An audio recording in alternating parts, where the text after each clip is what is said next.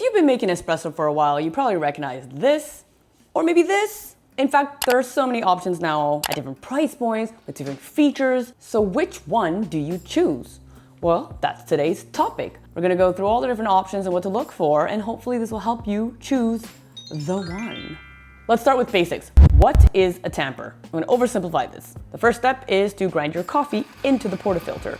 Then you need to push it down. That's where the tamper comes into place. That is the tool that creates the resistance in your coffee. And then after that, you lock in the portafilter in your espresso machine, and then you extract the delicious coffee. So the first thing we're gonna talk about when it comes to different tampers is I've generally seen two shapes, maybe there's more.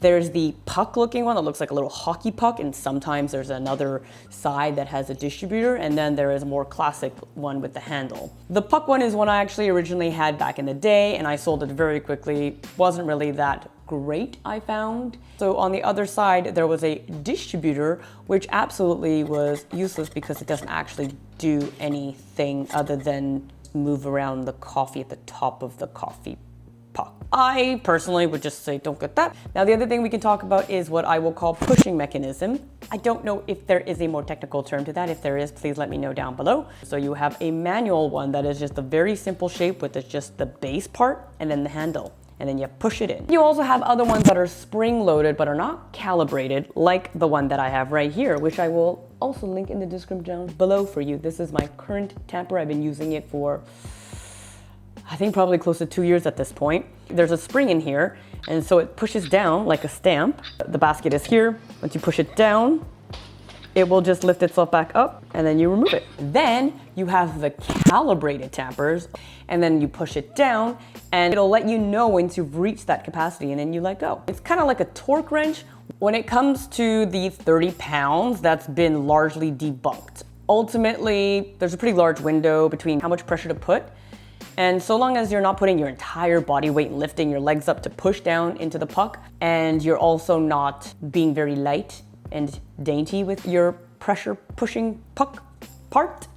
It's a lot of P's. Or really just tamping. I don't know why I said it like that. In either extreme, if you're overly light or overly heavy with your tamping, it will not be good. But other than that, you're probably hitting the mark. It's been largely debunked. I'll leave an article in the description down below for you to check out if you want to read more about that. Another is a force tamper, which is a spring-loaded tamper that has a double spring system that punches the coffee when sufficient pressure is applied. And this gives you a perfectly tamped, repeatable espresso puck every time. So if you want to remove a variable in your puck prep, this is definitely going to be the tamper for you. It does come at a cost, but a lot of people swear by it.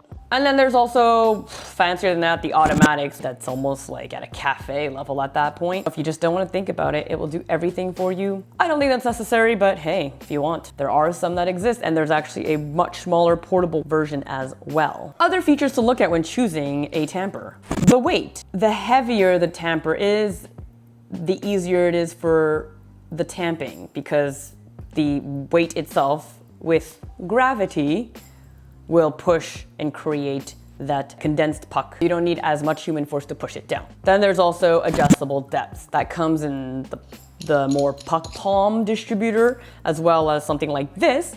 Generally though, for this one, I just make sure I have enough space to push down and then some. And I don't use that as any type of limit anymore. I just feel the coffee out. And once I feel there's enough pressure, I let go. So that's not really a feature I would say that's important. There's another feature you can look for that's self-leveling. It probably will not be indicated anywhere that it's self-leveling, or they might use other terminology, but essentially you would be looking at a tamper that is like mine, where you see there is a outer rim and then the inner base. And this outer rim allows it to sit on the top of the basket right here. So then you're just pushing in with this part that basically levels it, so you're pushing down with even distribution, and you're not lopsided one side or the other, which would then create a weak point in your puck and thus channeling. If you have a tamper with a really thick base that fits well in your portafilter, it wouldn't have much play, and it would go into your portafilter down like that and sort of be leveled. And that leads me to the other point that I want to say is that you want to have a good fit with your basket. If you have a precision basket, you're likely to know what the dimensions of your basket are. If you don't, then you would need to use a caliper, and you could then measure your basket dimensions. Measure it everywhere. Use the smallest dimension of the caliper all around the inner basket to determine what size tamper you should get. And you don't want it to be a super tight, perfect fit either. Some sort of suction type of effect, and it'll be really difficult to take this out. It could possibly pick the puck up a little bit, and you don't want that. For tamper size, I saw a guide online that said measure the largest distance inside the filter basket across the center line, and then select a tamper that's slightly smaller, at least 0.75 millimeters. For clearance, I find that to be too loose personally. The Breville dual boiler tamper, in my opinion, is a little bit too small. The basket size I have here is 58.70-ish millimeters, and the tamper that I have from the Breville dual boiler is just under 58 millimeters. The tamper that I got is 58.5 millimeters, so it's a much tighter fit, which is ultimately what you want. If you have a tamper that is a bit too loose, you're gonna have a little bit of a ring around the outer perimeter, and that's a weak point. You have uneven pressure. You could maybe go in and retamp, but it's just better to do it one shot, get a nice even pressure all along in order to achieve a good puck. Puck prep is super important, so you want to have the right tools and or technique in order to achieve that. Something else to consider is air suctioning. My tamper has gaps that allow air to escape when you're tamping. That avoids suction cupping the puck out. There's so many tampers online that's really hard to cover every single one and every single possible feature. There's something else we can talk about, and it is the base. You can have a flat base, you can have a ripple base, there's concave, there's convex, and they seem to be all popular at different times and different trends, the flat being the most classic, timeless one. And I did use the ripple one for a while, just because I thought it was pretty, but really it doesn't necessarily add anything. In fact, it just makes cleaning a little bit more difficult, and sometimes grains get stuck in here and sometimes they transfer onto the puck. The idea of a ripple base is it kind of forces the water to pre-channel through the ripples in order to have a more even extraction. And that will prevent a larger scale channeling. Although, is that actually happening? What I noticed between the ripple and the flat is once the water hits it and expands, your spent puck looks the same either. Also, I didn't really notice a difference in the taste in the cup. And looking at my bottomless portafilter during extraction, I haven't noticed anything both taste and visually. But if you've noticed some big differences, please do comment below. I just found that this looked prettier, so I used this for a very long time, but I just swapped back to the flat base. I looked online, many other people had the same opinions.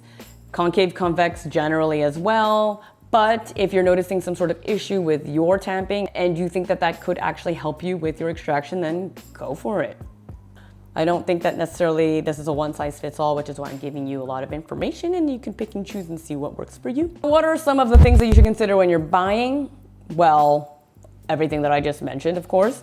There's also different materials. Do you not like the feeling of plastic? Do you want the feeling of wood? Do you like the look of wood? What kind of wood or metal? Maybe you're someone that just cares about function, but in espresso, there definitely is a little bit of the look factor that is part of it. And I'm in the school of thought that if you're going to interact with this item every single day, you might as well make it enjoyable. It just makes the whole process much more fun. Those are things to consider. The size of the handle, the shape of the handle, the weight of the entire thing. You want it to ultimately feel really good in your hands.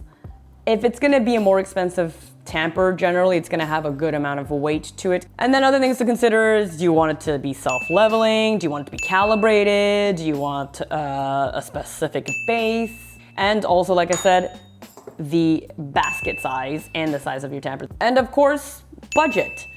Which one can you afford that has everything that you want? Generally, if you're looking at tampers, good quality, you're looking at something at, I would say, the 40-ish to $100 range, and then the forced tamper is definitely more expensive. On an absolute budget, you're going to have to invest more time in refining your technique in order to get a really good puck prep, and then eventually sell it and upgrade. That's what I do with all my items. But if you're really more concerned about lessening your work in the tamping process, just kind of get it done with so you can enjoy your coffee. That's not part of the coffee making routine that you absolutely love and refining your technique, then go for something a bit more automated that will help, like mine, that's self-leveling and spring. Although the spring doesn't really do anything, it just makes it easier to reset. You reduce a variable in your puck prep and your entire coffee experience, so it's a little bit easier to figure out where issues are. Whenever I'm dialing a new coffee or I'm troubleshooting coffee, now that I have this tamper, I know that it's not really